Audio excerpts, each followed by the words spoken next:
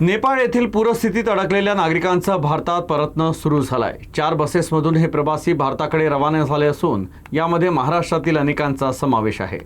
नेपाळमध्ये अडकलेल्या काही भारतीय प्रवाशांनी अखेर भारताकडे परतीचा प्रवास सुरू केलाय। सध्या 4 बसेसमधून हे प्रवासी भारताच्या दिशेने रवाना झाले आहे। यातील अनेक नागरिक महाराष्ट्राचे आहे। अनेक अडचणी आणि अनिश्चिततेनंतर आता मायदेशी परतण्याचा मार्ग मोकळा झाल्यानं प्रवाशांनी सुटकेचा निश्वास सोडलाय। विशेष म्हणजे महाराष्ट्राचे मुख्यमंत्री देवेंद्र फडणवीस यांनी गुरुवारी व्हिडिओ कॉलद्वारे अडकलेल्या काही नागरिकांशी संवाद साधून सर्वतोपरी प्रयत्न करत असल्याचं सांगितलं होतं।